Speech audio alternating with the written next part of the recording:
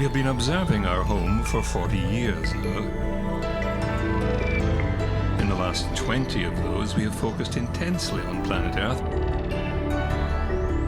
With new technologies and capabilities, accumulating a massive data that is now revealing a complex and ever-changing living planet.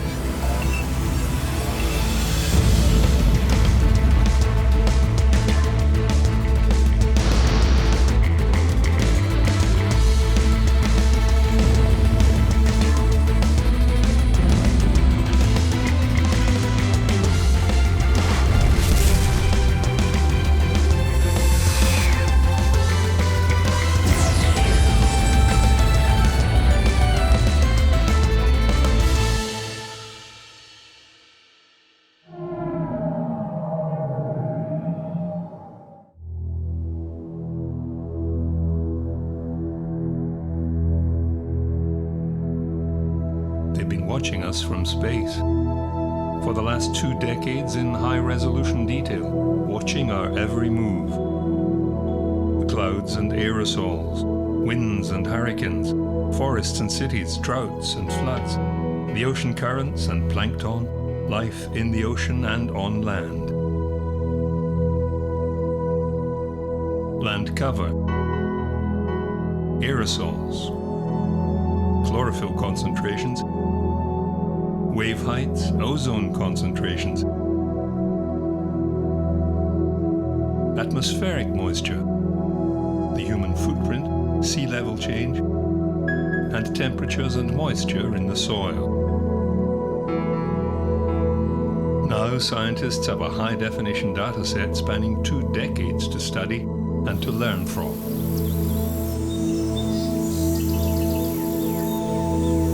Well, NASA has a fleet of satellites that are always measuring Earth. They're looking at land, oceans, atmospheres, ice all together.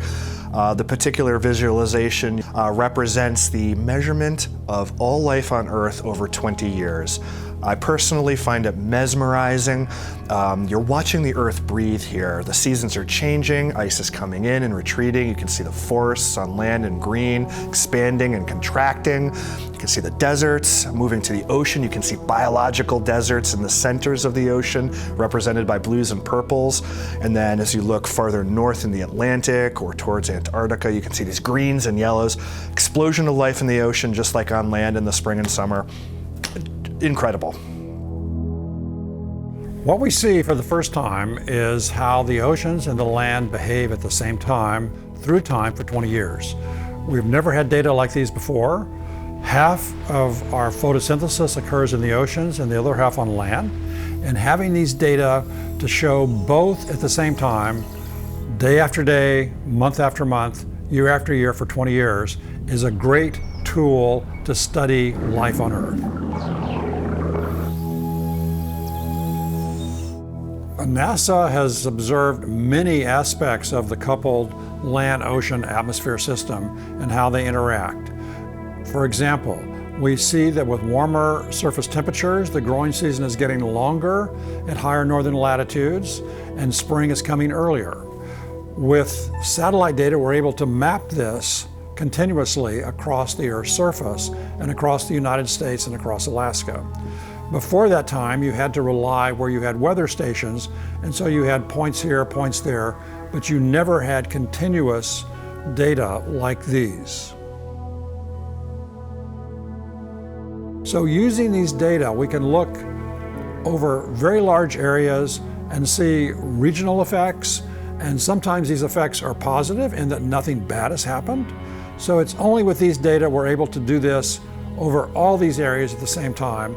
And this is made possible by the use of Earth viewing satellites, which orbit the Earth day after day, month after month, year after year. And these data are the basis for saying these things about Earth with confidence because we measure them. The view from space is opened our eyes to so many different things. You can see transitions from La Nina to El Nino, represented by huge blooms of life across the Pacific Ocean at the equator, bigger and wider than the United States. You can see greening of the Arctic, you can see earlier summers, later winters, and you can see the emergence of harmful nuisance algae.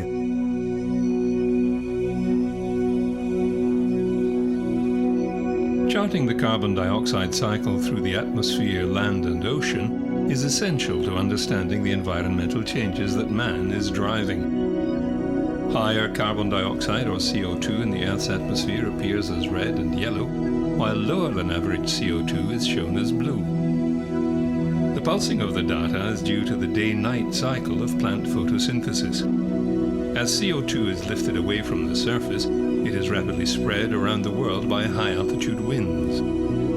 CO2 builds up in the northern hemisphere winter when plants are dormant. By summer, photosynthesis draws massive amounts of CO2 out of the atmosphere, resulting in lower CO2 throughout the northern hemisphere. The growth and decay of vegetation in the northern lands causes the seasonal change in atmospheric CO2. Long-term, however, it is human activity that is increasing overall CO2 levels.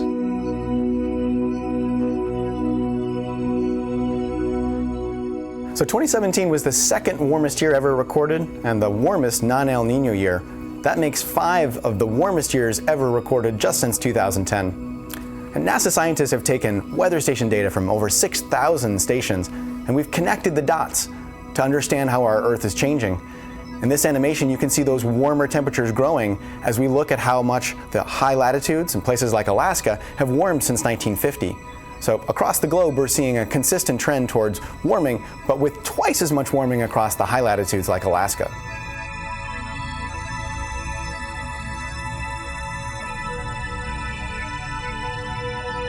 This rapid increase in overall global temperatures is clearly defined when satellite data is added to the model.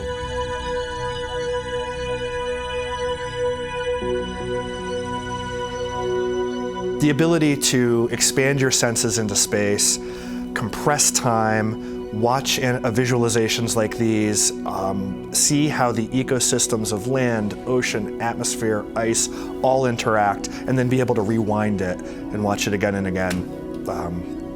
It's amazing.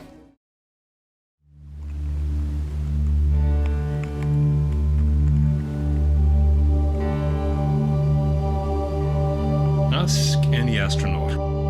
When they look down at Earth, they see a single environment. No borders, no claims, just a single planet which we all have to rely on.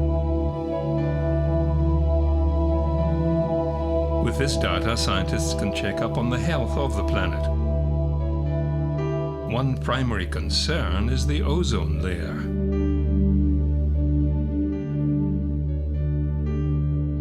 So we know the Montreal Protocol was a huge success.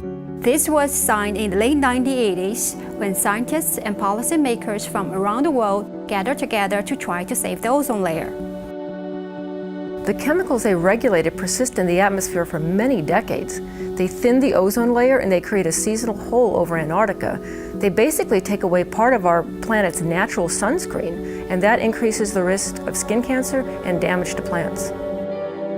Scientists have projected the ozone hole will disappear almost completely by 2075, but several factors could delay that outcome. There are some industrial compounds that are not banned by the Montreal Protocol, but as they enter the atmosphere, they will also hurt the ozone layer. But the unregulated compounds have a short lifespan in the atmosphere, unlike the chlorofluorocarbons that were originally regulated. So they have a short-lived impact on ozone, and we don't think they'll delay recovery by more than a few years. We projected by 2050, more than half of the ozone-depleting compounds in the atmosphere will come from long-lived substances banned by the protocol.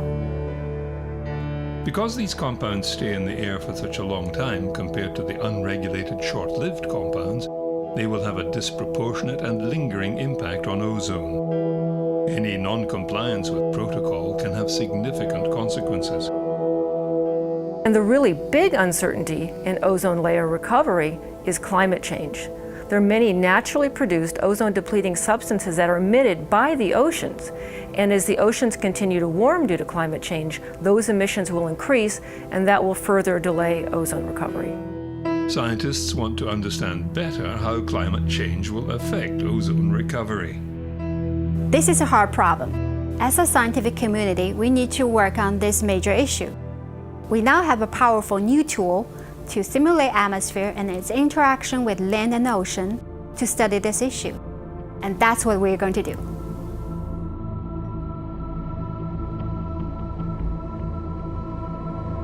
At the top of the world, however, the Arctic ice continues to shrink.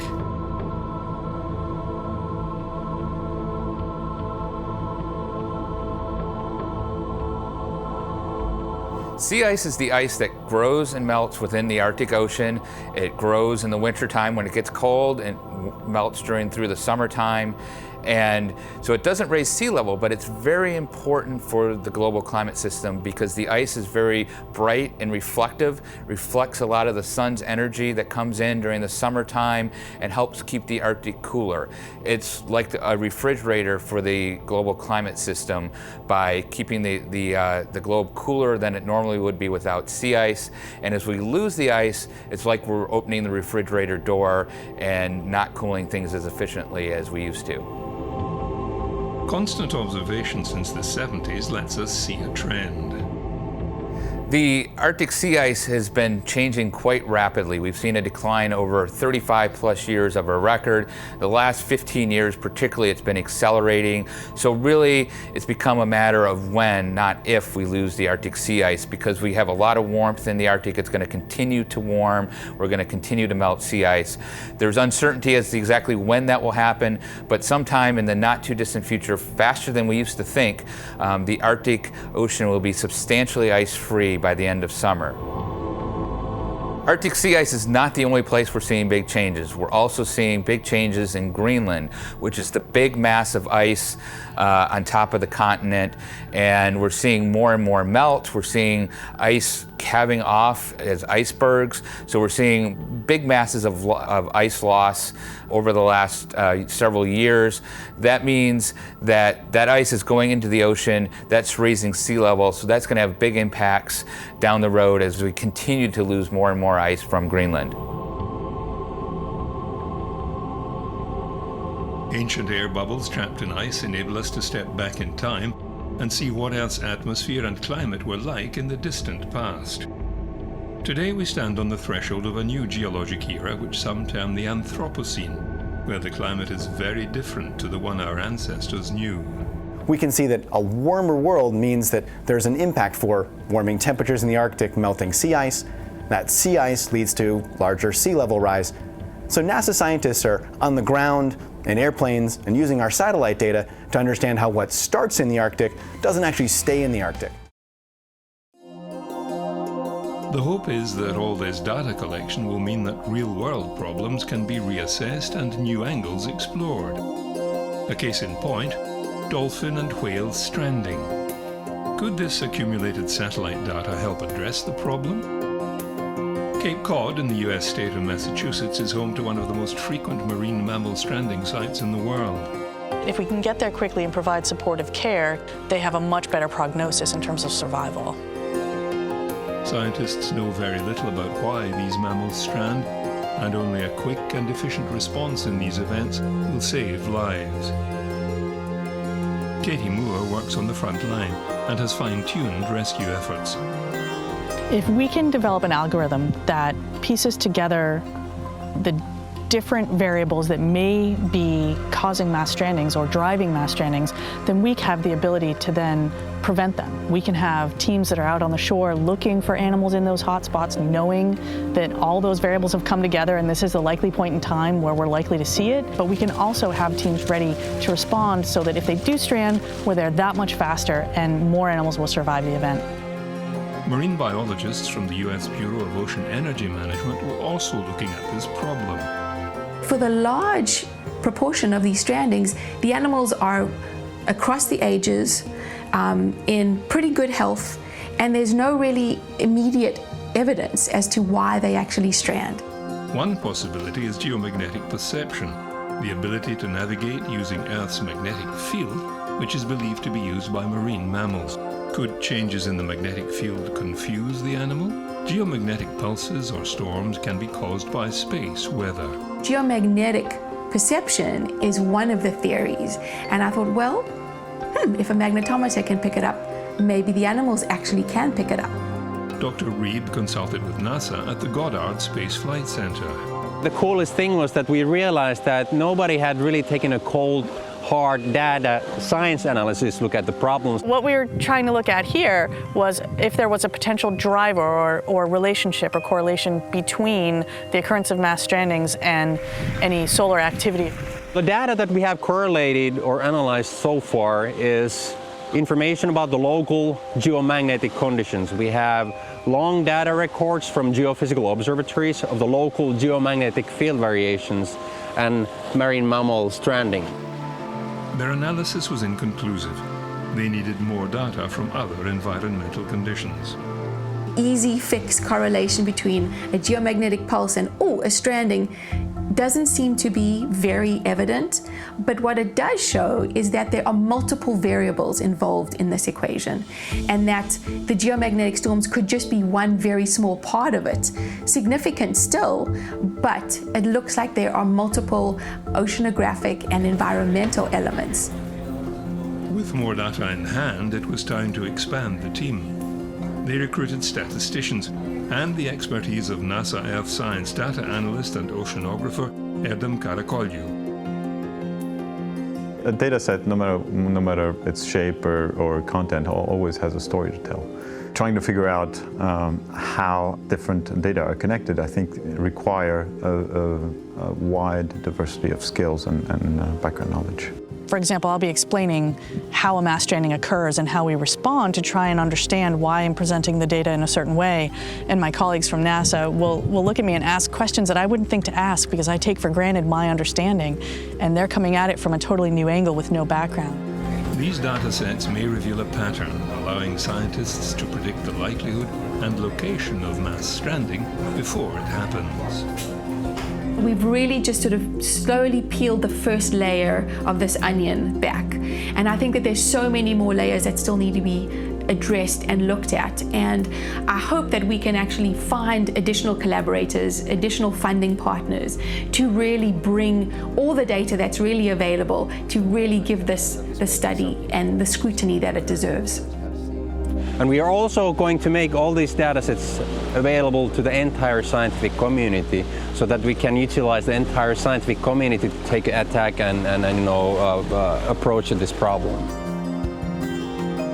I think that there will be other things to take and run with, get new ideas, maybe add more data. And I'm hoping also that it will be a model for how projects can then be open to the wider public.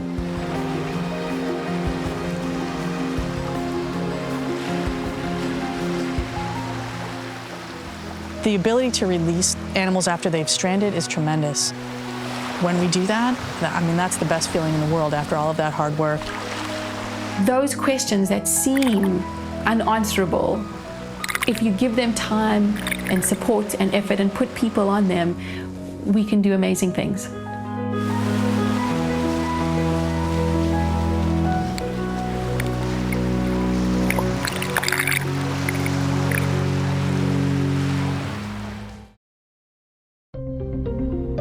Data from satellites reveals the interconnection between air, sea, and land. This is a visualization of three aerosols: dust, smoke, and sea salt. The Calypso satellite data reveals in 3D how dust from the arid Sahara Desert is lifted by the winds each year and transported nearly 5,000 kilometers across the Atlantic Ocean. Some of it settles in the Amazon basin, the largest rainforest on the planet. Sahara dust contains phosphorus, an important nutrient for plants. Calypso shows that on average, 182 million tons of dust leaves Africa each year.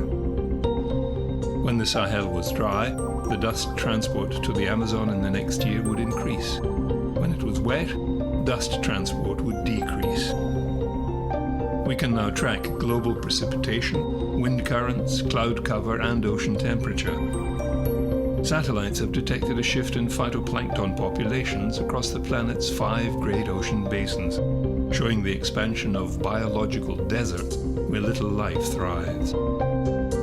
Diatoms are one of the most abundant types of marine phytoplankton, but a new 15-year-long NASA study reveals global populations have declined.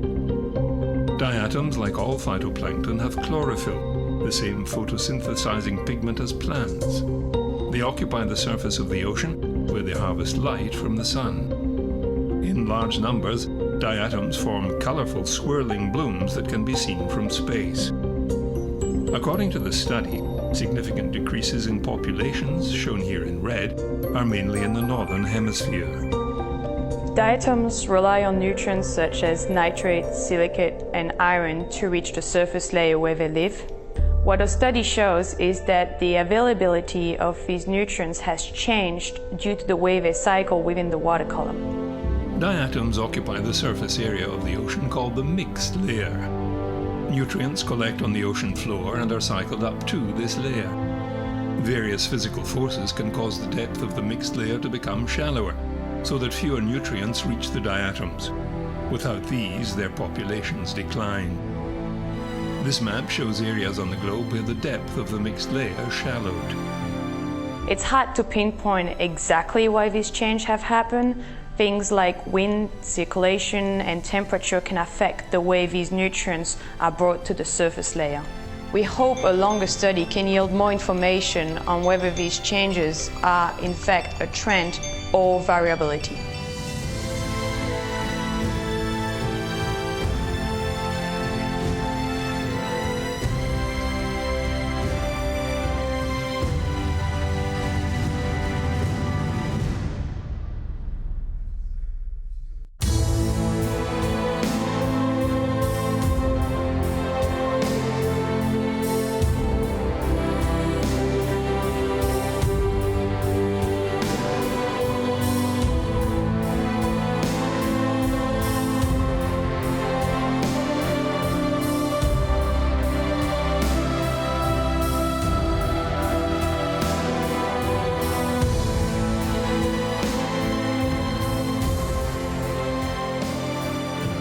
Next-generation satellites are reaching orbit now to continue this important work.